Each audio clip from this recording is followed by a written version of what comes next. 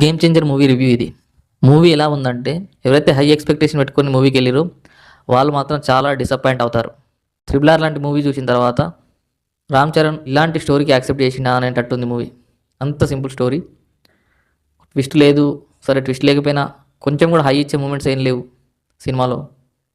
Cinema చూస్తున్నంతసేపు ఒకే ఒక్క scene నాకు నచ్చింది. ఏదంటే వాళ్ళ హీరో వల్ల, అంటే ఆ సీన్లో మదర్ చనిపోతే తను ఏడ్చినప్పుడు ఎమోషన్ ఫీల్ అయ్యి కళ్ళెమ్మడి నీళ్ళు వచ్చినాయి అనుకోండి. అంత యాక్ట్ చేసిండు రామ్ చరణ్. యాక్టింగ్ పర్ఫెక్ట్గానే ఉన్నప్పటికీ మూవీ మాత్రం నచ్చలేదు. చాలా చాలా డిసప్పాయింటెడ్. అంటే శంకర్ డైరెక్షను, భారతీయుడు 2 ఎలాగో పోయింది, ఇదన్నా బాగుంటుంది అనుకున్నాం కానీ ఇది కూడా అంతే, అంతంత మాత్రమే. విజువల్గా అంటే దిల్ రాజు ఎలా ఒప్పుకున్నాడో తెలియదు కానీ స్టోరీ వైజ్ విజువల్గా ఓకే బాగున్నాయి. అంటే పాటలు చూసినట్టు విజువల్గా మస్తు గ్రాండర్గా ఉన్నాయి. కానీ ఏది ఎక్కడం లేదు. ఆ పాటలు ఏందో, ఆ కథ ఏందో. సినిమా స్టార్ట్ అవుతుంది ఇంట్రడక్షన్ తోటి, అప్పుడే బోర్ కొడుతుంది కానీ బట్ పర్లేదు, ఇది ఇంట్రడక్షన్ ఇంక ఇప్పుడే స్టార్ట్ అవుతుంది కదా స్టోరీ, ఇంకా ఇంకేముంటుందో అన్నట్టు అనిపిస్తుంది. టక్కన కట్ చేస్తే కలెక్టర్, సరే తన కలెక్టర్ ఐపీఎస్, అక్కడ డైలాగ్ ఉంటుంది, వాడు ఇంతకుముందు ఐపీఎస్ రా అని ఎలివేషన్ చేసిరు.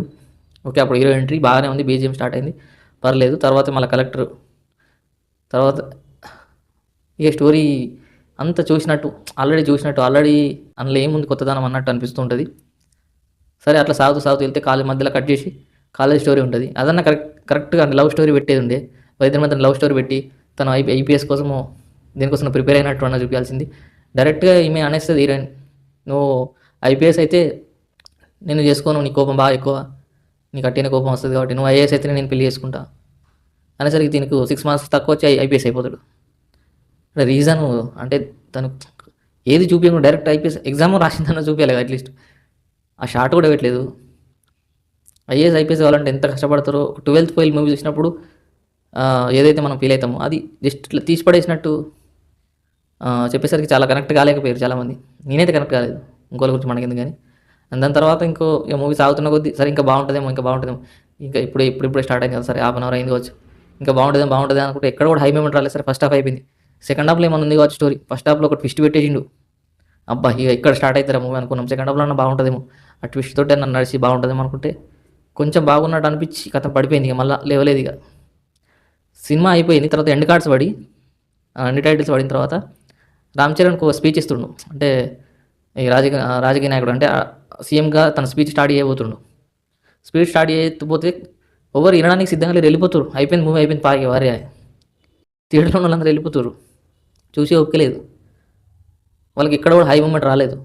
ఒకే ఒక్కసారి హై మూమెంట్ వచ్చింది, అది హీరో వాళ్ళ మదరు, ఇందులో అంజలి గారు.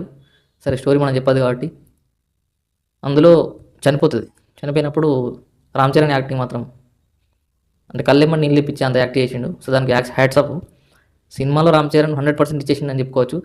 కానీ ఇది రామ్ చరణ్ చేయాల్సిన మూవీ కాదనిపిస్తుంది. శంకర్ రామ్ చరణ్ కలిసి చేయాల్సిన మూవీ ఇది అయి ఉండకూడదు. ఇంకా ఏదైనా డిఫరెంట్గా పెద్దగా అంటే ఇంత బడ్జెట్ పెట్టి తీసినప్పుడు ఇంకా ఏదైనా కోరుకుంటారు ఆడియన్స్, అదైతే రీచ్ కాలేదని అనిపిస్తుంది. అండ్ ఒక పక్కన ఇప్పుడు మన రామ్ చరణ్ రేంజ్ అవే మారిపోయింది. తను pan India star, global star. అలా ఉన్నప్పుడు ఇలాంటి చిన్న స్టోరీస్, ఇంత చిన్న పాత ఏదో ముఠా మేస్త్రి లాంటి సినిమా అలాంటివి పనికిరావని నా ఒపీనియన్. మీలో ఎవరైనా జెన్యున్గా మూవీ చూస్తుంటే మీరే చెప్పండి కామెంట్లో. చూడని వాళ్ళు ఎలాగో చెప్పలేరు, చూసిన వాళ్ళు నేను చెప్పింది మీకు 100% కరెక్ట్ అయి ఉంటుంది. అసలు ఏందో సరే మూవీ అయితే బాగాలేదు, బిగ్గెస్ట్ ఫ్లాపు నా ఉద్దేశంలో. మీరేమనుకుంటారో కమెంట్ చేయండి. అండ్ చూడని వాళ్ళు ఏమైనా ఉంటే మూవీ చూడండి. TFI బాగుండాలి. అండ్ ఎవరైనా నా ఛానల్ సబ్స్క్రైబ్ చేసుకోండి. బట్ 1 టైం వాచబుల్, 1 టైం కూడా డౌట్ అయిపోయింది. బట్ సెకండ్ టైం వెళ్తారనేది, ఫస్ట్ టైం చూసిన వాళ్ళు అయితే వెళ్ళారు second time. Thank you, bye.